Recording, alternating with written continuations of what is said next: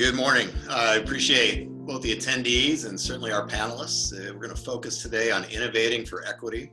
My name is Matt Coleman. I'm the Executive Director at Inflection.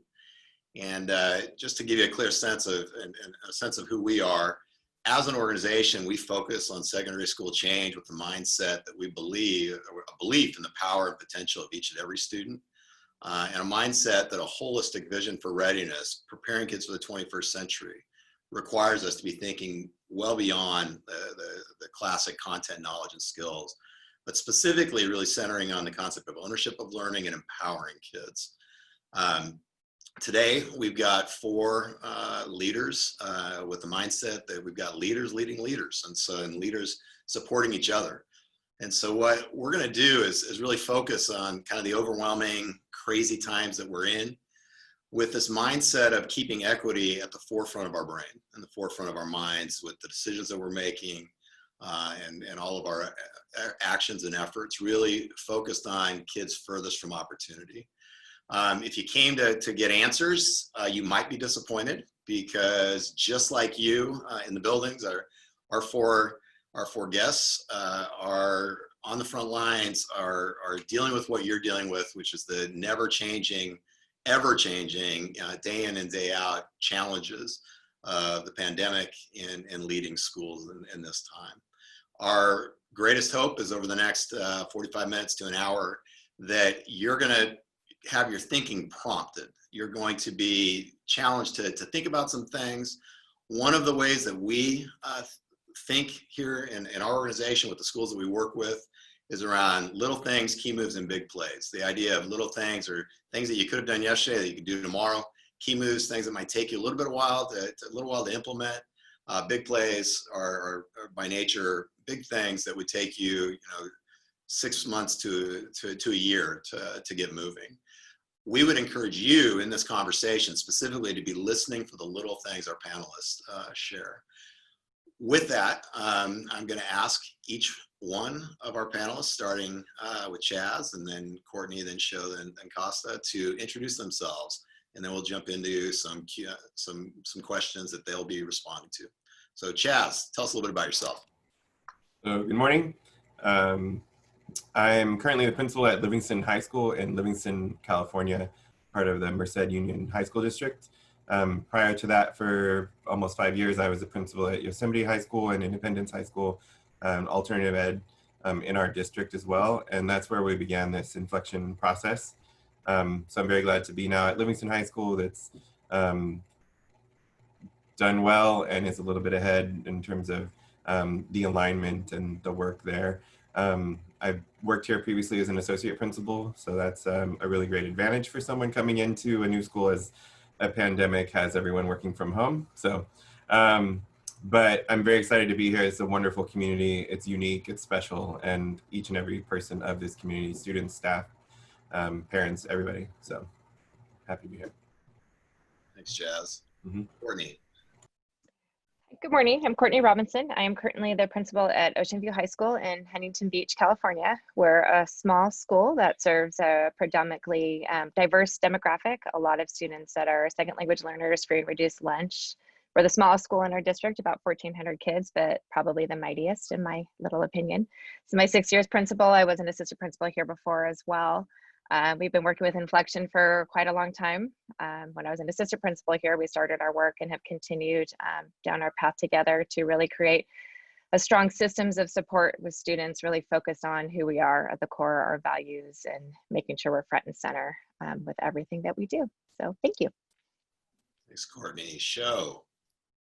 Good morning, everybody. I'm Sho Shigeoka, and I'm one of the 3 assistant principals at Southridge High School in Beaverton, Oregon, which is a suburb of Portland. Prior to my relatively new role as assistant principal, I was over at the district office for 13 years, serving as the administrator for equity and inclusion. And I also serve on the board of directors for Inflection. So I had this wonderful opportunity of working with Matt Coleman ages ago at Westview High School in Beaverton. And this is when we really didn't necessarily have the language of inflection approach, but we were able to really apply some of the thinking and philosophies and practices really into action.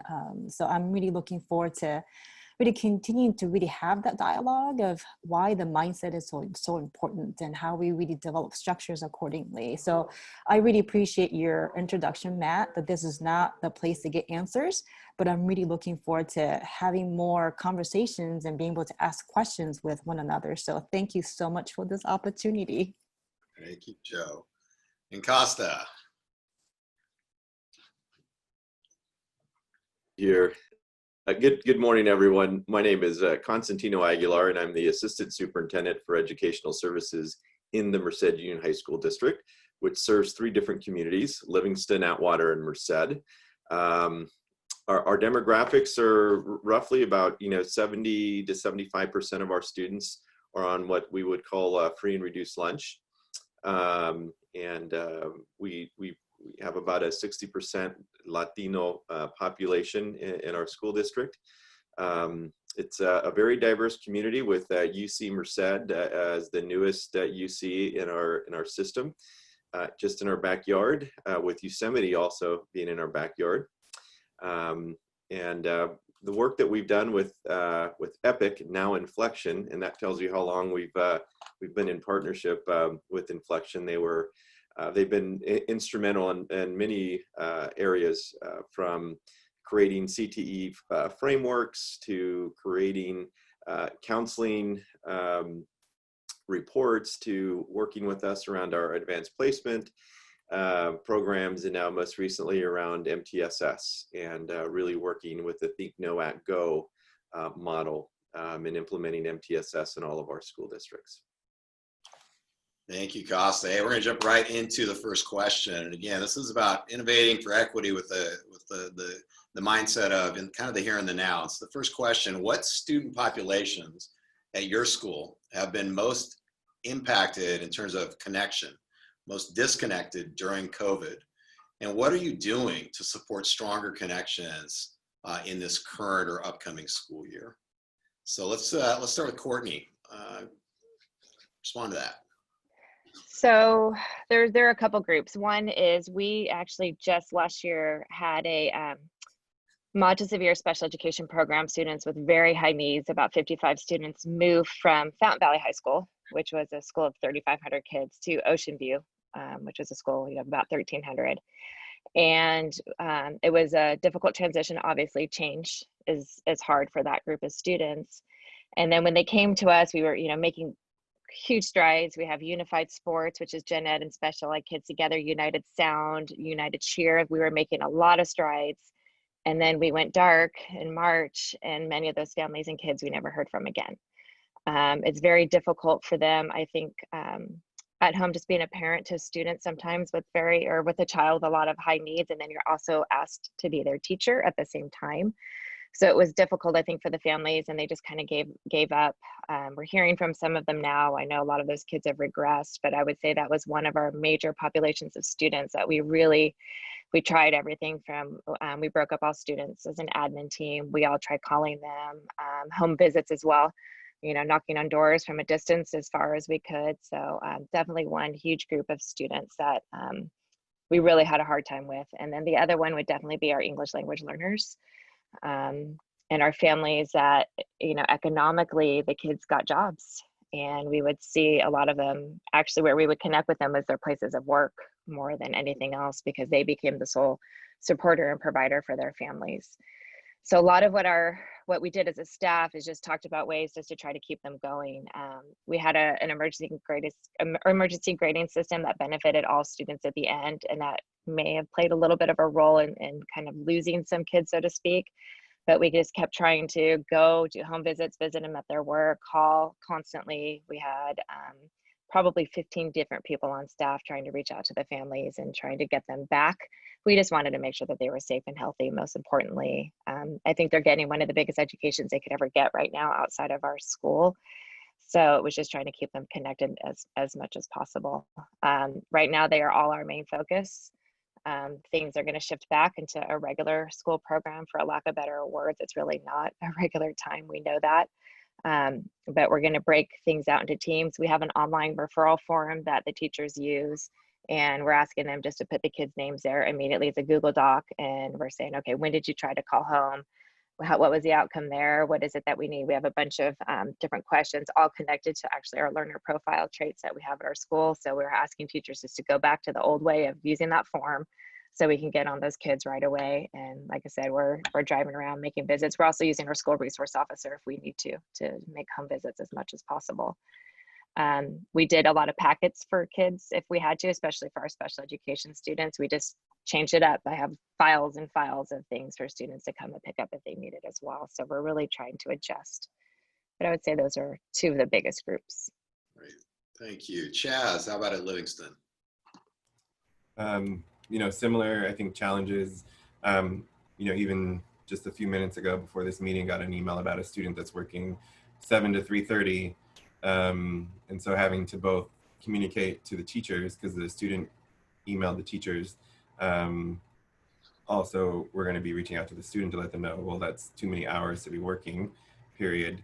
And so just sort of that, we know that that's been happening. We know there's quite a number of kids. Again, we had the hold harmless grading policy in the spring. And so some kids truly disconnected and then went to work. You know, we have kids that we did plenty of home visits as well, and you find just truly what living conditions they are. You know, we are an agricultural area, so some, you know, there's really almost a GPS location kind of thing, and just finding where students are. I feel like we're a little more fortunate. I heard some numbers from other schools, just how many completely fell off the face after all of the other ways of calling and contacting and visiting and you know, calling every number in the book kind of thing. So I do feel we're fortunate in this community to know, most people know one another and know a way to find them.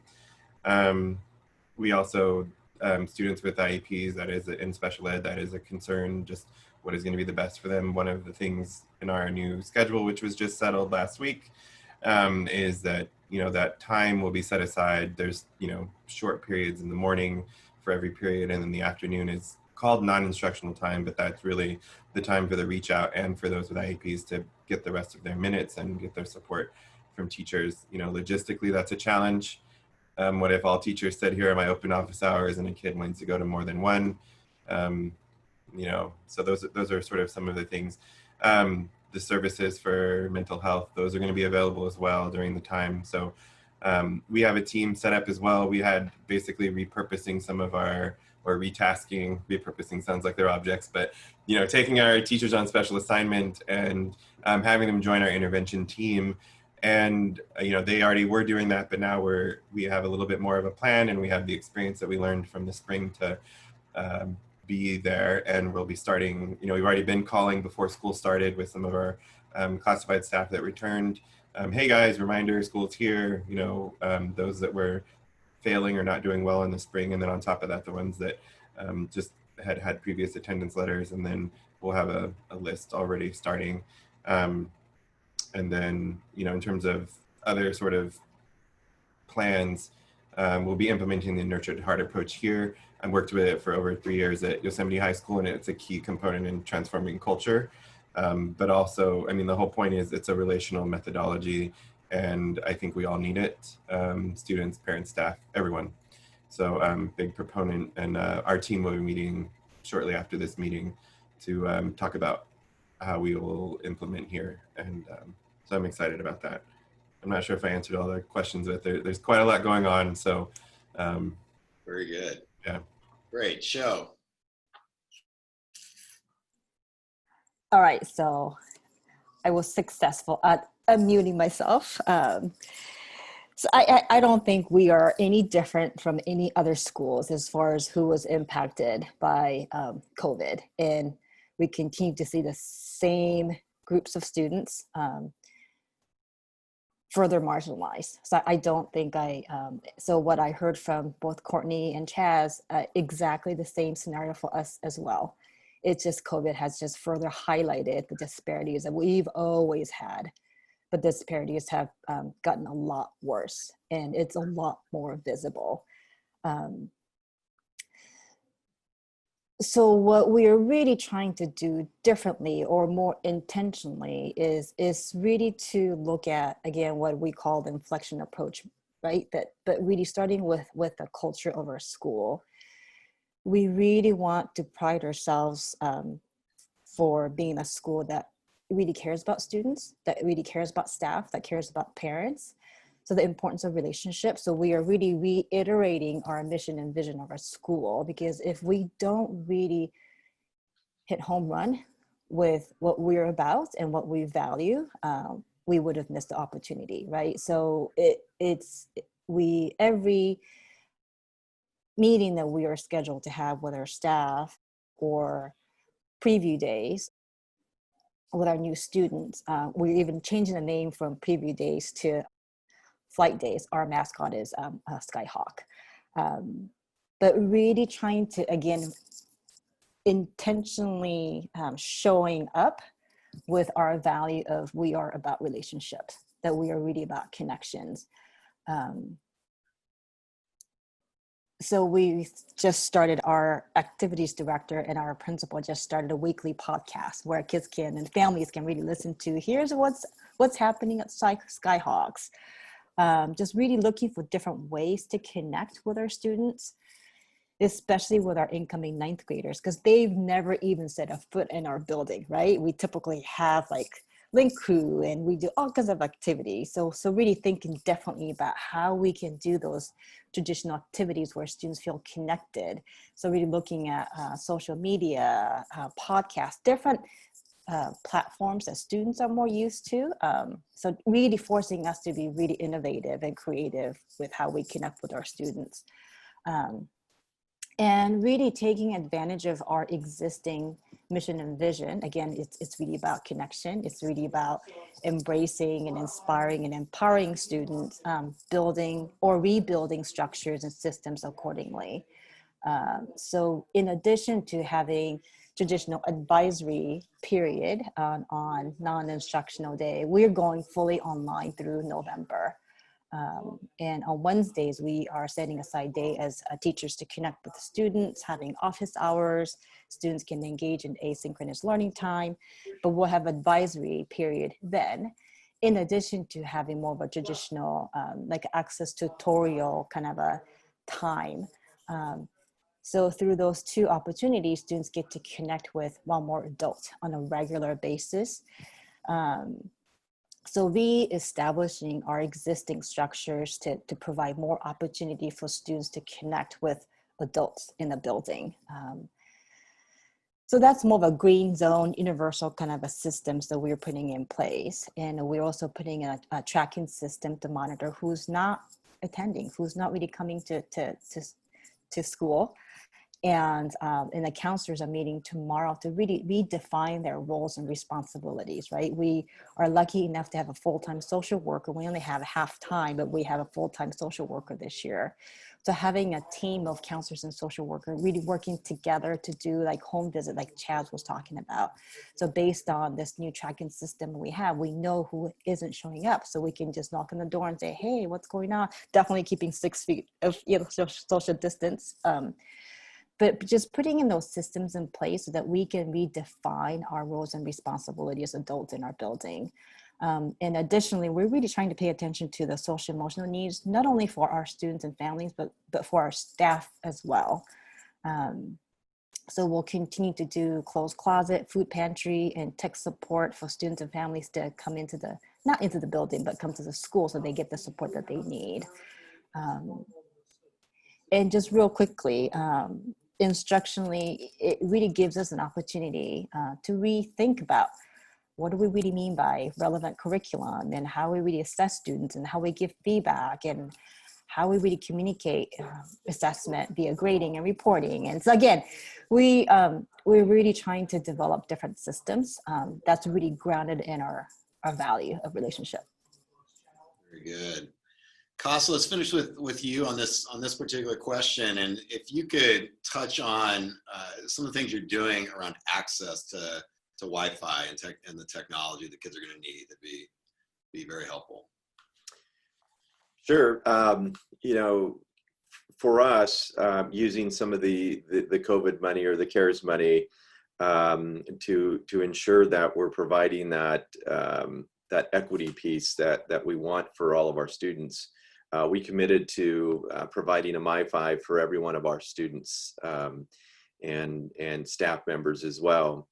You know, as was mentioned earlier, you know, this pandemic has really exposed some of the conditions, economic conditions that our students live under, some of the social conditions that our students live with.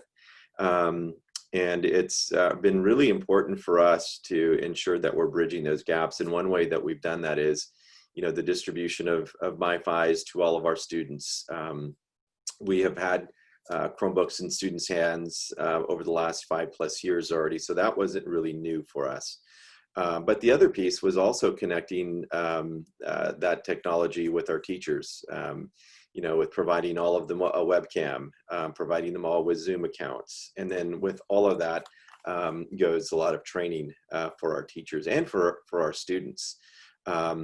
We found that one of the things that our students want is the socialization, and something that we did not do very well, given the circumstance, was provide that platform for students and for teachers. I think I know the question was geared around students, but let's not forget about our educators, you know, and their needs as well. I think we all got into this profession because of the students, and not having the students there, not being able to interact with them, and then also interacting with colleagues. So all the tools that I've mentioned with MiFi, Chromebooks, you know, webcams, Zoom accounts, those are all in an effort to connect all of our students to make sure that we're providing all of the things that were just mentioned, and to continue with the work of identity and, you know, the think, know, act, go model. You know, it's much easier to connect when you actually see a face. Very good. Just a quick little summary. I mean, it's interesting to me that all four of you, I feel like, kind of landed on this idea that you've got to connect, you've got to create a sense of belonging so that kids can engage, but with a real focus on what happened last spring, which was the disconnect for kids furthest from opportunity. And so really that reaching out, doing anything and everything, you think about the groups of kids that are furthest from opportunity, that are disconnected, to do everything you can to reach out, pull them in, and then build on that connection to create the sense of belonging, to then, you know, hopefully move kids into some active engagement.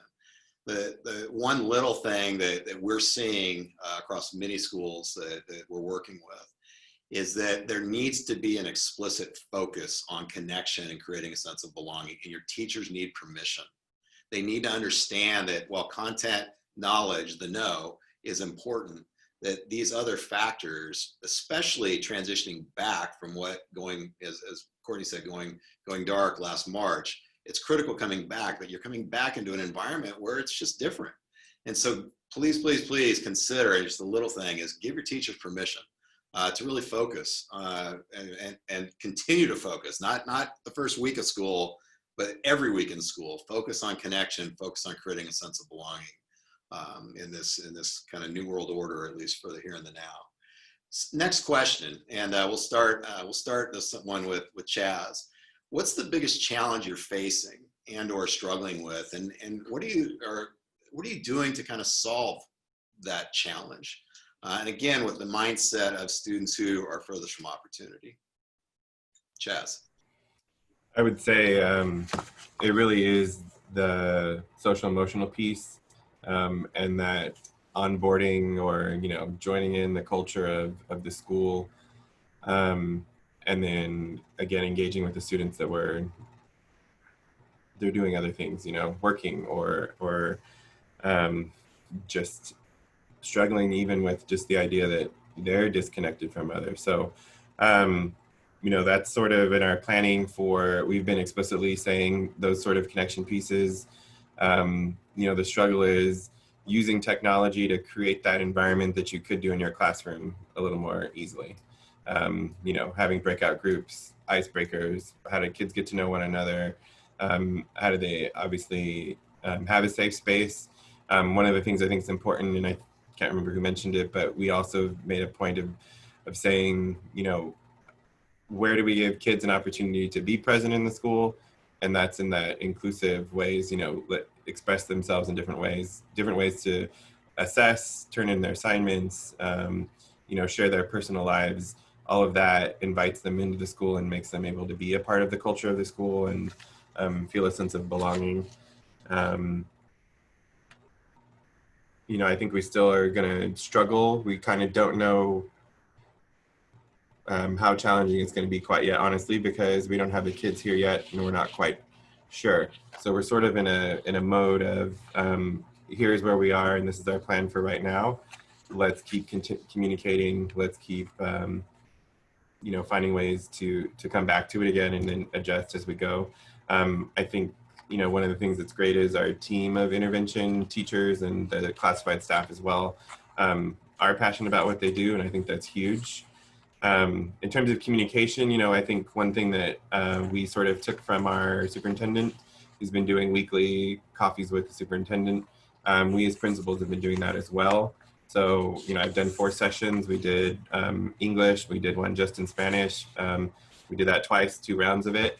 I think it's really important for them, for our community. You know, we have about 75, 80% of our students here are Latino, Spanish speaking. The other 20-ish% are actually Punjabi speaking students. And then our others are much smaller numbers, everyone else. So, but just finding ways to connect with community and realize, hey, we're here. You know, that's another way. One of our teachers came out and he saw us at our line of passing out MiFis, and so he started Facebook Living, you know, hey, do you guys mind just popping in really quick? Like all of his followers, whoever he had. He used to be a community liaison here as well, in terms of, you know, his express job was to reach out with parents and for all the meetings and connect and communicate, be a bridge between the school teachers and the parents. So that was really kind of cool yesterday to see that sense of teamwork. And so, you know, I think that will continue to be our challenge. I think that teachers face a big challenge in that we're asking them to truly go in the work of focusing on essential standards. You know, there will be no way for you to do what you did before. I actually had a conversation this morning with one of my department chairs or former department chairs, and just explaining her own personal experience. She kind of started, you know, planning these 30, 40-minute solid, rock, constant engagement pieces for synchronous instruction, and then realize that that's not going to work, that it needs to be a little different. And that in her conversations with some of her, you know, department colleagues, that they're doing the same thing. And so it's just, where do they learn, and providing that chance to learn from one another, that sometimes we'll have to learn on the go and realize what we imagined was possible, it needs to be adjusted. But I see that as the opportunity. You know, I see that finally as an opportunity to, you know, as a former math teacher, you got these textbooks, and the textbooks are great because the problems are there and things are all in there, but always chopping up the book and throwing out stuff, you know, it is just a reference. So sort of continuing to give teachers permission, which I agree, Matt, that phrase is important to say. You have permission to do something different. So I see that as a huge opportunity. Curriculum-wise, I believe that's an entry point, besides just the interactions and providing opportunity to connect. The other thing is our, you know, one of our teachers, our special assignment activities directors, they've already created a calendar district-wide. So again, that's another way to say, look, we're here. We'll be meeting with that person on our campus as well, and just say, look, you're a part of our intervention team. You normally are a key component in helping students as leadership students plan for culture and a positive environment, but you know, we need it for staff and students, and we need your help, and the more the merrier. So Very good. Sho, how about you? Well, I agree with everything Chad said. It's really an opportunity to really reimagine what schools can be, right? And I think the biggest challenge for me is really more about the mindset that you were talking about, Matt. There's a lot of, you know, state mandates, and there's a checklist of things you have to get it done, right? I mean, we definitely have to keep our building safe. We really have to follow through so many safety protocols and measures. And those are very, very important. But those more of a minutia things, I feel like I catch myself spinning, feeling like, oh my God, I don't even know where to start. I don't even know like how we're going to get it started. So really taking this as an opportunity. So really focusing on taking on the challenge of adaptive work as opposed to really just focusing on technical work. Creating that shift in mind has been a challenge for me personally, and also really guiding the system accordingly. Because there's just no way we're going to go back to normalcy just digitally, right? So there's a transformational work that really needs to happen. So by focusing on technical challenges, we tend to make decisions in haste without really talking with the right people. And that really has a devastating impact on kids. I think we tend to kind of narrower when we focus so much on technical solutions. We don't really look to others. So what I'm really trying to do is again, to keep this mindset that this is an opportunity, like Chaz said, and by modeling humility, right? So who do I need to really collaborate with? I didn't have to do the emergency teaching in spring. So I have no idea what our teachers had to go through on a day-to-day basis. So for me to make any decisions without hearing the voice of teachers, that's not going to work, right? So for me, just to really listen, take the time to listen, to acknowledge the loss. I do believe that our staff, our teachers are going through a grieving process. So being able to really just providing the support for them to be able to acknowledge it, to understand, to label, to express, to be able to regulate their emotions around this. I just think that's gonna be very important. And also, again, just modeling the importance of chunking it down. The less is more, right? And Chaz, you talked about this idea of more of a power standards, or what are some of the essential learning targets, right?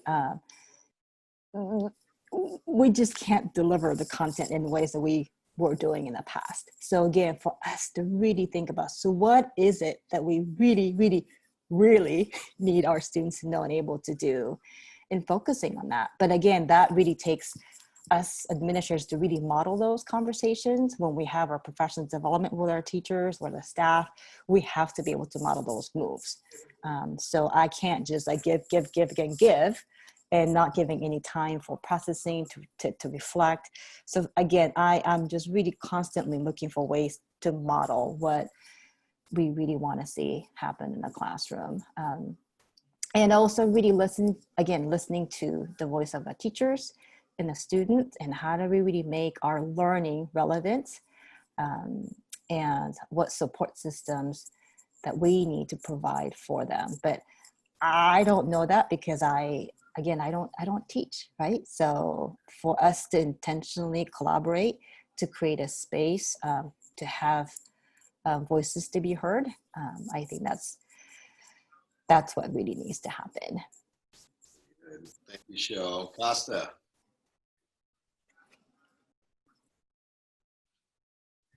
You know, for me, what keeps me up at night, and I think people need to realize that I'm a glass half full guy, right? It's always half full, it's never empty. And but right now, what really keeps me up at night, and what really provokes a lot of thought and a lot of energy for me right now is how do we create that sense of belonging for our students? You know, we've built an incredible culture on all of our campuses with students, you know, belonging, connecting, you know, with individuals on our campuses, with activities on our campuses. And, you know, I go back to Maslow's again. You know, we have to really look at what our students need. And, you know, one of the obstacles that us educators have in California is having to work with the new learning continuity and attendance plan. And one of the questions there is, you know, how are you filling the learning gaps? And my response to our school board, to our community, has always been, and it still will be, is we got to make sure that our students have the basic needs first. And I think, you know, we started, you know, the conversation earlier today about connectivity and having, you know, students, you know, with MiFi, and we've talked a lot about content. And I personally believe, because I'm a half, you know, the glass half full guy, is that we're going to figure that piece out. We've got very smart, dedicated individuals, educators in our school system. We're going to figure that part out, right?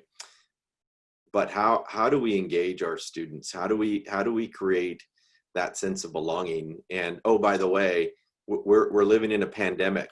We're living in a time of social unrest of what's happening in our community. A lot of our students identify with both of those concerns and issues in our world, and how do we make that learning for them real, and really bring in that sense of belonging as to where they fit into our world and our communities and our schools. So that to me is my biggest concern and biggest challenge right now. Right, Courtney. Awesome, fantastic answers, and we're dealing with the same thing. And I guess the one thing, to not repeat what everyone else has said, that I feel like to kind of word it is, my challenge is we're trying to fit public school into an online form where it doesn't belong. And online schools are made to be online schools for a reason. And the kids that we have coming to public school don't fit that mold. Whether they're your IB, AP kiddo, they're underserved right now, because we're certainly not teaching probably to the level that they need to be taught, right?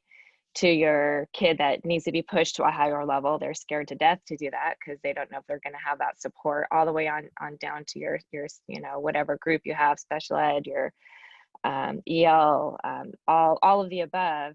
How do we make our public school meaningful and impactful to them in an online forum? And to them, they don't see the value in education right now. They see the value in that paycheck that they get at that job. So how do we flip what we do and shift that mindset and shift what we do, completely turn what we do upside down, so they get that same value that they get when they get that paycheck at the end of the day? What are we doing in our content? We do have an amazing opportunity, not to lead us into another area, but what can we do differently? And it's hard to do when you're trying to do it with your staff that's online. I've got a staff that wants to do it. We've had meeting after meeting after meeting, and we have all these great ideas, but it's really hard to just kind of hone in on it. So we're doing baby steps, and obviously focusing on our learner profile trait and what we want the kids to be when they graduate, which is what IB has. We adopted their learner profiles and needs. And so the content at the end of the day needs to be taught through that lens, in order to help the kids kind of grow in a different way. You're right, the curriculum, the way it was, cannot be taught in an online way. So let's throw the curriculum out, let's meet the standards, but how do we do that? And how do we do it in a way that's important for kids?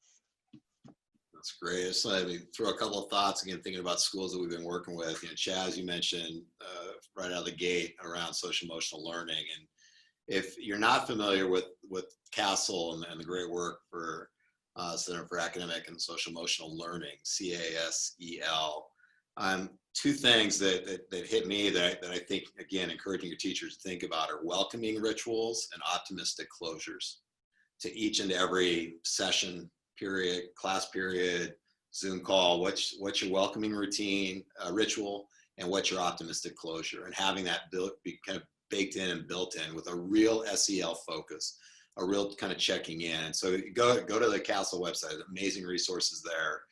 But it's critical to think in terms of rituals and routines, specifically when you're talking about SEL and when you're not wanting it to get lost. The second piece that I heard, and it really was kind of with what Courtney was just getting after and what Costa had brought up. There's a virtual framework for quality instruction that goes like this: discover, discuss, do. And the discovery and the do, often giving kids choice in how they discover and they do, is critical. But when we start talking about connection and belonging, shifting and working with different modes of discussion, small group, large group, individual, et cetera, group breakouts, chat rooms, so that it's not talking. It's actually, you've got to think before I write it in, but thinking in terms of discover, discuss, and do or demonstrate is another way to think of it. Is really, when we talk about connection and then sense of belonging, it's really going to be what's happening every period, every day is the way we like to think about it. But every Zoom session, every period of instruction, and really focusing in specifically on the discuss, where we've got a lot of kids who are connecting with a very small number of their friends and of their family, and there's an opportunity when they're actually in class together, but not if we're not employing instructional routines that incorporate discussion. And then the last piece, just to double down on what Sho mentioned, and it's what I love about all four of you as leaders, is modeling. And I heard Sho speak specifically to this idea that collaboration is critical right now. Elevating voices and making decisions not from a perspective, but from multiple perspectives. That requires increased collaboration. That requires being willing to listen before jumping to a decision. And I think that the modeling piece of that is what you'll be modeling for your teachers who are working with kids in the same way. All right, we've got about another 10 to 12 minutes. And what I love in this last question is for you to project forward post-pandemic. It's not going to be with us forever. It's going to run its course. And what are you thinking and learning and doing today that you anticipate taking into the future to mitigate some of the persistent issues that we've been talking about this entire hour around inequities, and again, kids furthest from opportunity? So what about today can you see in a post-pandemic world being essential to serving all kids well? And let's start with Costa with this one.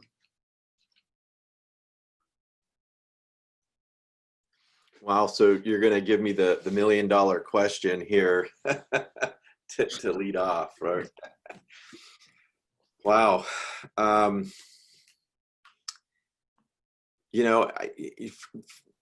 For me as an educator, I always try to find the silver lining in any challenge. And moving post-pandemic, my hope, my goal would be that we can use this opportunity to transform parts of our educational system. And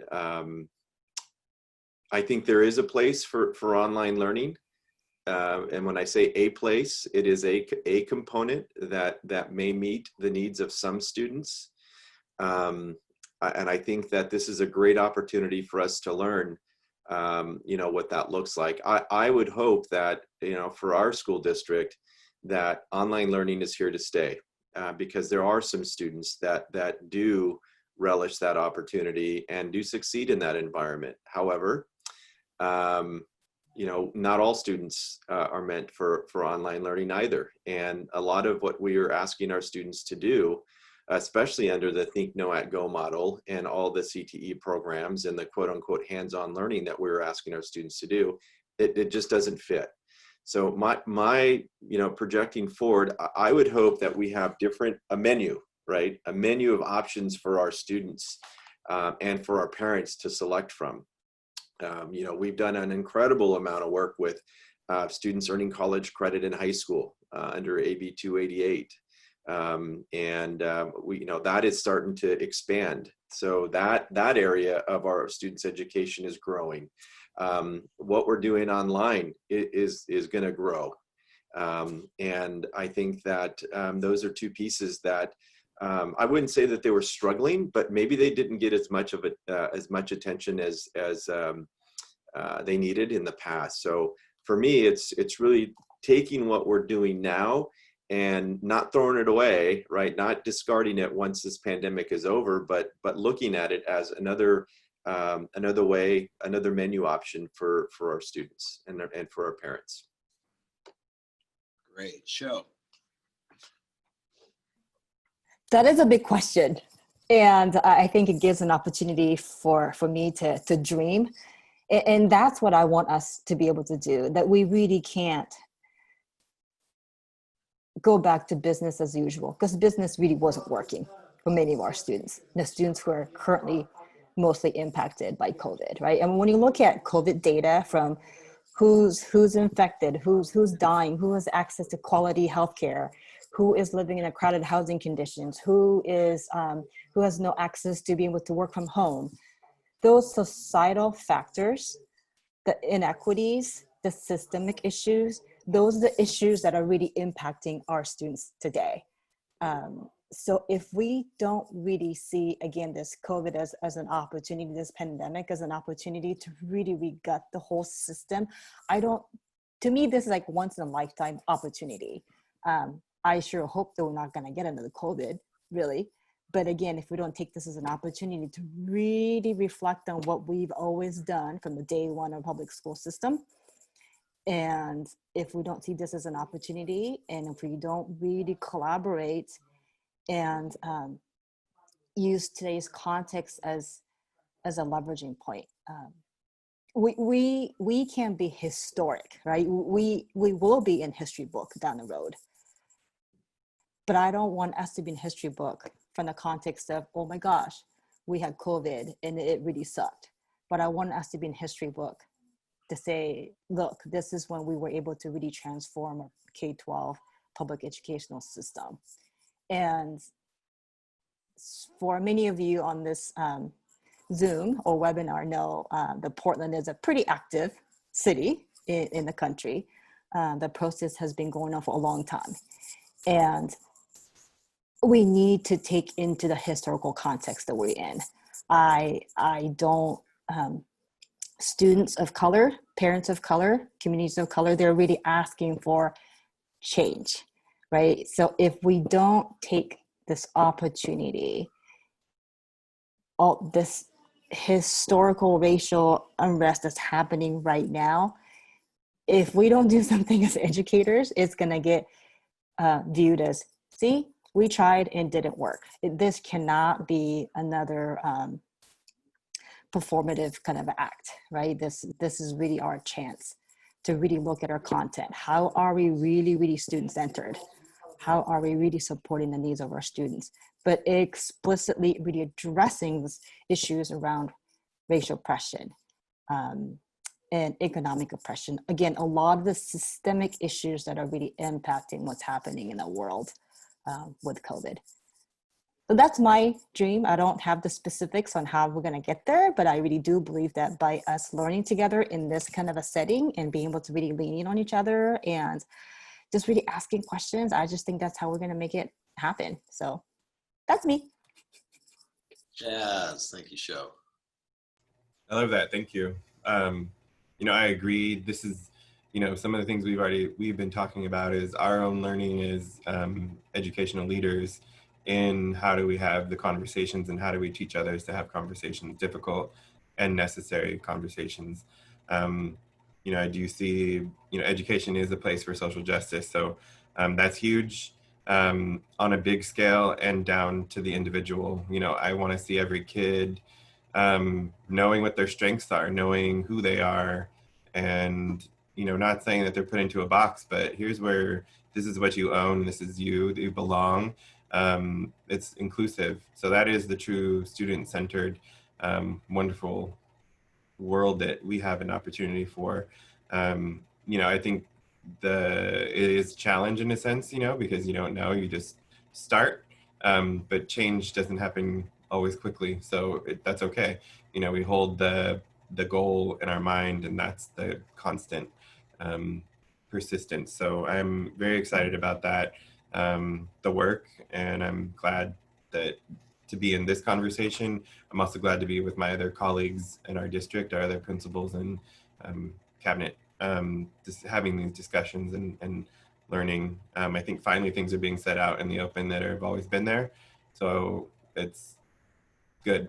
And that's ultimately it. I don't want to see us return to when we can come back to school to the same modes of instruction. I want to see, again, I agree too. There is a place for online or independent learning, Coming from being the principal of independent studies for the last 5 years and working there another 2 years before that, kids struggle there as well. And the key, their most successful ones it's their relationship with their teacher. So again, I think teachers knowing and truly believing the power that they do have, and I think repeating that, even if they are feeling the stresses of what we're going through now, I think that they just need to know their impact, and that's huge. So again, my job would be to highlight that, model it, and keep it going forward. So I love being in this conversation right now, and I feel like I'm probably rambling, but it's a big picture we want. So I'll stop. Courtney. I agree with everybody here. We have a lot of opportunities, and it's just, switching our mindset to not think about it. Oh, this has happened to us. It's okay, great. It's happened to us. Now what are we going to do about it? For me, I think one big opportunity is to listen to our kids and what they need. We actually have a group of students district-wide who have been working together behind the scenes on changing what we teach in our classrooms. So when a kid comes into our class, they see themselves in the literature that we have or the books. They did a presentation to the board last week and they were phenomenal, amazing. A lot of the kids that were part of that have been involved with a lot of movements at my school, from walkouts when the ending of DACA happened to the gun violence. And they've been talking and they've been asking, and now it's time to really listen. So I think looking from their perspective and their view, because their world, ours was turned upside down, but imagine being a teenager right now who's, was a senior last year, who is a senior this year, and no matter where they come from, how can we help them and support them and allow them to grow? And, I know the words used a lot, but empower them really, truly to make a change in what we do as a school and have them put their foot on it. Not just what we think the changes should be, for our kids, but what do they think? And then I think the other part of it is really to make our systems of support stronger for our students. We have a very solid MTSS system, multi-tiered system of support with a focus on the academic, behavioral, and social emotional, and now we can make it even better. During this time, it's going to show us what we really need to focus on for our students, and then bring them involved in that process as well. Courtney, I love the student voice aspect, and what starts running through my head is, gosh, get a month in to online learning across your school and bring together a student voice group that speaks to what's working, what's not working in terms of how teachers are delivering, and actually have students begin to shape the changes, the adjustments that are made as teachers are in this learning mode. As we kind of close, first off, I just absolutely want to thank the four of you for taking the time, and everybody else that's on this call. I think that in relation to that last question, you all hit on really important things. And my challenge to everybody on the call and to the panelists is to identify what you believe to be the highest leverage opportunity and be really intentional and focused on carrying it through. My greatest fear, I often say this, is that as educators, we are like a rubber band where we can actually stretch and hold everything together. And I would argue we're stretched as far as we've ever been stretched. My greatest fear is, like a rubber band, when the pressure's off, we're going to come right back to our original form. That won't happen if people are carrying forward, one or two really high leverage opportunities. What I think about, what I feel like I saw in my own children, my own kids that are all secondary school aged, in the pandemic, and even now heading into this next year, was just a complete lack of ownership of learning. And Courtney, you just finished talking a little bit about student empowerment. And when I think of ownership, I think of empowerment. What a great opportunity to try to take elements of ownership and carry those forward into the post-pandemic world. But whatever it is for you and for your school and for your context, I really encourage you to identify one or two things that you're not going to let leave the forefront of your mind as you're getting after it in the moment, but with an eye towards that future. Hopefully, over the course of the last hour, for everybody on the call, there's a level of affirmation, as in, oh my God, we're in it together. These are crazy times. There are not a lot of answers. I'm confident, as you heard each of our panelists speak to the different prompts, that you're kind of going, oh yeah, no, that is how I think. And that alone, it's good to kind of come to a community where we say, okay, we're in this together. We think similar. We're struggling with the same things. Hopefully you were able to take, you know, at least one or two little things and maybe some key moves that you can carry into the rest of the week, you know, the start of the school year, etc. Thank you for all that you do. These are unprecedented times. Take care of yourself. Take care of yourself. Take care of yourself. Did I mention taking care of yourself? But you have to take care of yourself if you can take care of the kids and take care of the staff, take care of the kids. So thank you so much. And until next time, we will see you later.